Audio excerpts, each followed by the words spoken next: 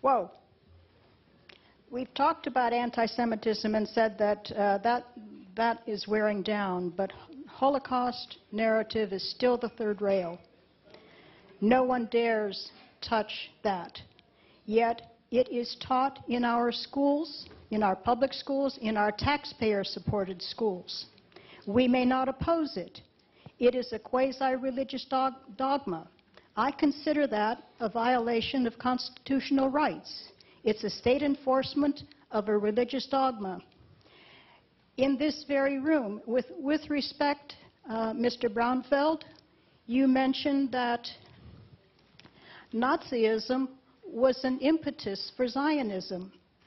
I think the chronology shows exactly the opposite. Chaim Weizmann was working with the British during World War I and achieved a major triumph, and these are words from Edwin Black's transfer agreement. The Zionists returned from Versailles with a dual triumph. Germany lost out at Versailles. Phil Weiss mentioned Judy Rudoran's comment of the Nazi boycott of Jews. That lasted for one day. On April 1st, 1933, the Jews declared war on Germany on March 24, 1933, and that lasted for 7 years. All right, we're way out of minute here. Let's go ahead and let the panelists respond. Anyone? Is this on, or what do I do to? Yeah, you're on. Oh, it's on. No, I only wanted. I see no problem with teaching the Holocaust in the schools. We should teach all of world history in the schools. This is an event which happened. Hopefully, it will never happen again.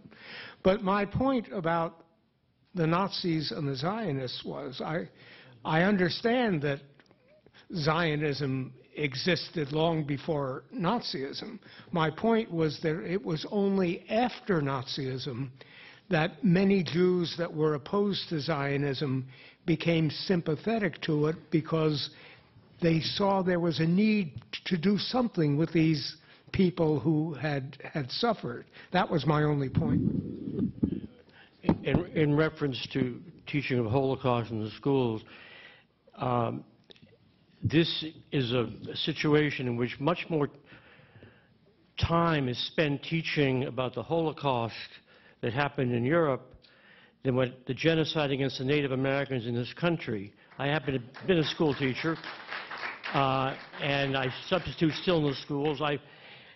There are programs in California. Every 8th grader gets weeks of Anne Frank, not only her diary, but all kinds of teaching material because it's provided by Jewish establishment.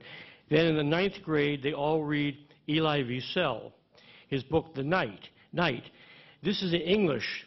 And then in history, it's even more. And yet, in the California curriculum, teachers are obliged to teach more about the Holocaust and a particular line than they are about the genocide of Native Americans. In the area where I lived, it took place in California.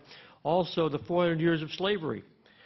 And, you know, there are arguments when I went to college at UCLA that defended slavery, that said only some slave masters were bad, but by and large, slaves were treated well. So there was a whole range of opinions, but when it comes to the Holocaust, there is no range of opinions. You teach a certain line. You do not teach about the Zionist-Nazi collaboration. But they know that in Israel. Many things that American Jews don't know or don't want to hear about. And also you have proliferation of monuments to the Holocaust here. Are there any monuments to the genocide of Native Americans in Germany? Wait, excuse me. What range of opinion could you possibly have about the Holocaust? It's not a question of range of opinion. It's a question of historical discussion. What's your for? You're against? No. Excuse me. No, I'm talking about teaching in American schools about American history.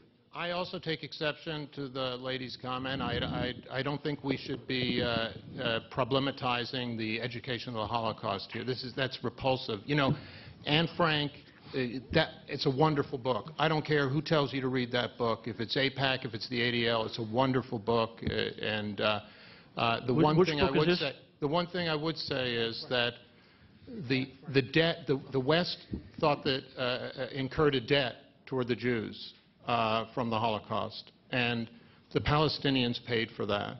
And I think that one of the great discoveries of the last few years in Palestinian solidarity is the understanding that the West also has a debt to the Palestinians. And we are... Can we move on? That's enough. Thank you very much. You've had more time than any other question asker today. Thank you very much, ma'am. Nobody heard what you said just now. So, and I'm just impressed to hear that government schools in America are teaching history at all anymore. How about a round of applause for that?